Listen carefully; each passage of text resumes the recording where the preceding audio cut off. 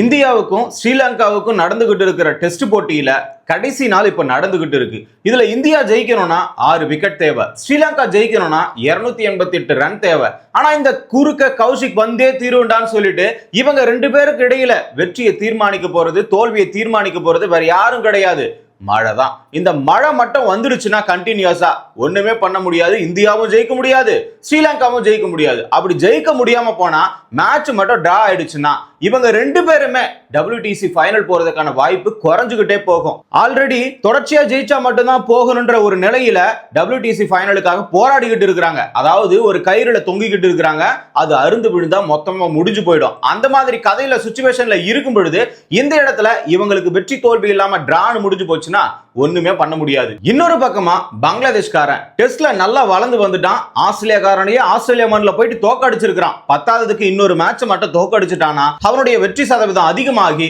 WTC points டேபிள்ல இந்தியாவுக்கு மேல போயிட்டு நிப்பான். இந்த மேட்ச் மட்டும் டிரால முடிஞ்சா. இந்தியா பொறுத்த வரைக்கும் முதல் இன்னிங்ஸ்ல படிக்கல் பெரிய படியா போட்டதுனால 462 ரன் அடிச்சு முடிச்சுட்டு ஆல் அவுட் ஆயிருக்கிறாங்க.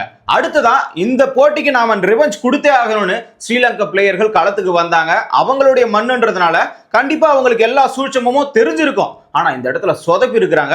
வெறும் 90 ரன்னுக்கு ஆரம்பத்திலேயே 5 விக்கெட்டை இழந்துட்டாங்க. ஆனா அந்த இடத்துல இருந்து தினேஷாவும் திக்வலாவும் ரெண்டு பேரும் சேர்ந்து 46 ஓவர் ஆடி இருக்கிறாங்க, விக்கெட்டையே கொடுக்காம. செம கம்பேக். அந்த கம்பேக்ல இருந்து கிட்டத்தட்ட 146 ரன் பார்ட்னர்ஷிப் போட்டு அடிச்சிருக்காங்க. 90 ரன்ல 5 விக்கெட்ல இருந்ததை 236 ரன்னுக்கு தான் 6 விக்கெட்டை மாத்தி இருக்கிறாங்க. கிட்டத்தட்ட 284 ரன்னுக்கு ஆல் அவுட் ஆன உடனே இங்க இந்தியா 178 ரன் முன்னிலையில போயிட்டாங்க. நாம தான் ஆல்ரெடி 178 ரன் முன்னிலையில இருக்கிறோமே. இப்ப 4th டேல இந்தியாவுக்கு செகண்ட் இன்னிங்ஸ் கிடைக்குது. இப்ப இந்த மாதிரியான சுச்சுவேஷன்ல எல்லாருமே என்ன நினைப்போம், அதிரடியா ஆடி பெரிய ஸ்கோரை டார்கெட்டா கொடுக்கணும், கிட்டத்தட்ட 450க்கு மேல கொடுக்கணும். ஆஃப் டே ஆடினா கூட போதும், இல்ல ஒரு முக்காவாசி நாள் ஆடினா கூட பரவாயில்ல. இந்த மாதிரி எல்லாம் ஆடாம இந்த இடத்துல இந்திய அணியில வெறும் 193 ரன்னுக்கு ஆல் அவுட் ஆயிருக்காங்க. அந்த 178 பிளஸ் 193 372 டார்கெட்டை கொடுத்திருக்காங்க. ஃபர்ஸ்ட் இன்னிங்ஸ்ல எந்த பிளேயர்லாம் இந்தியா தரப்புல அடிச்சாங்களோ அவங்க மட்டும் தான் செகண்ட் இன்னிங்ஸ்ல ஓரளவுக்கு ரன்னையே அடிச்சிருக்காங்க. ஜெய்ஸ்வால் டக் அவுட் போயிட்டு வெளியே உட்கார்ந்துட்டாரு. KL ராகுல் 35 ரன், இன்னொரு பக்கமா படிக்கல் 44 ரன். இடையில வந்தவங்க எல்லாருமே ஒண்ணுமே இல்லாம சொற்ப ரன்ல வெளியேறிட்டாங்க. ஆனா இந்த இடத்துல ரிஷப் பண்ட் மட்டும் 69 பால்ல 66 ரன் அதிரடியா ஆடி ஓரளவுக்கு ரன்னை சேர்த்திருக்கிறாரு. அதே மாதிரி மானவ் சுதர் பேட்டிங் ஆடும் பொழுது அவர் மேல தனஞ்சயா டி சில்வா ஸ்ரீலங்காவுடைய கேப்டன் கம்ப்ளைண்ட் கொடுத்திருக்காரு. என்ன கம்ப்ளைண்ட் தானே கேக்குறீங்க?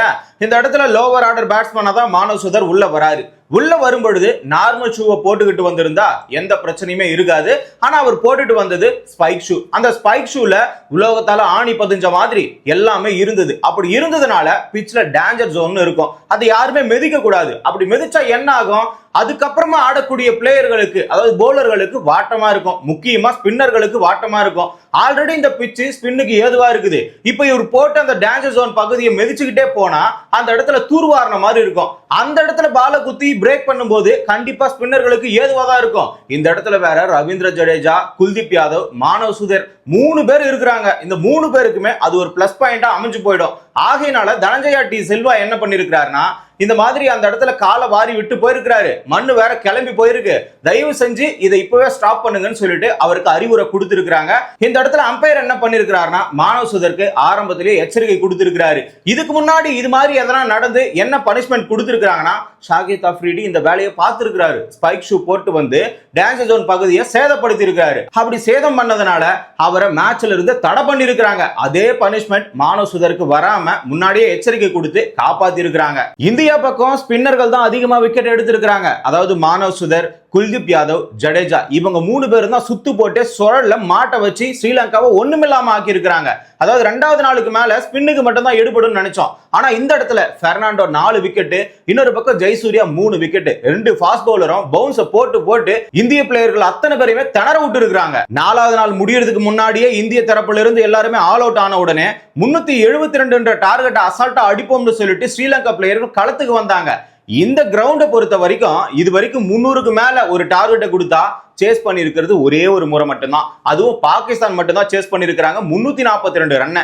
ஆனா இந்த இடத்துல 372 ரன் கொடுத்திருக்கிறோம். இந்த டார்கெட்டை மட்டும் ஸ்ரீலங்கா சேஸ் பண்ணிட்டாங்கன்னா இதுதான் பெஸ்ட் ரெக்கார்டாவே அந்த கிரவுண்ட்ல இருக்கும். ஸ்ரீலங்கா பேட்ஸ்மேன்கள் இந்த டார்கெட்டை நெருங்குற மாதிரி டஃப் கொடுப்பாங்கன்னு தான் நினைச்சோம். ஆனா ஒண்ணுமே நடக்கலங்க.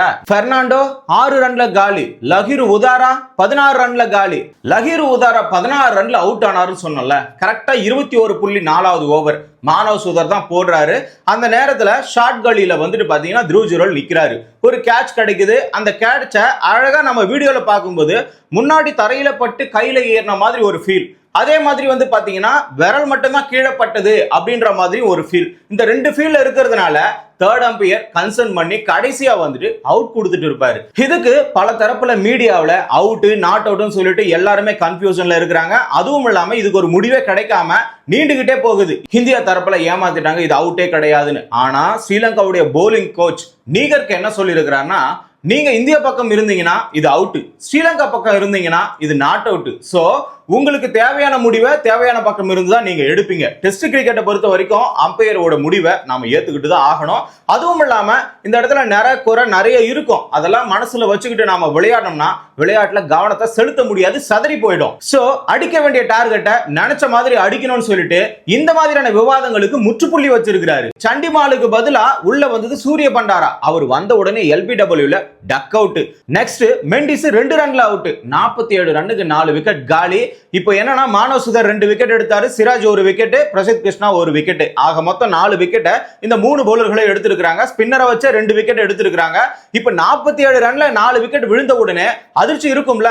இப்ப கண்டிப்பா யாராச்சும் கம்பேக் கொடுத்தே ஆகணும். 2 பேட்ஸ்மேன் 100க்கு மேல அடிச்சா மட்டும்தான் இந்த டார்கெட்டை நம்ம நெருங்குவாவது முடியும். அப்படி இருக்கும் பொழுது இந்த இடத்துல தினுஷாவும் இன்னொரு பக்கமா தனஞ்சயா டி சில்வா 2 பேரும் சேர்ந்து 47க்கு 4 விக்கெட் இருந்ததை 84க்கு எந்த ஒரு விக்கெட்டை இழக்காம தக்க வச்சிருக்காங்க. ஸ்ரீலங்காவை கொஞ்சமா காப்பாத்தி இருக்காங்க.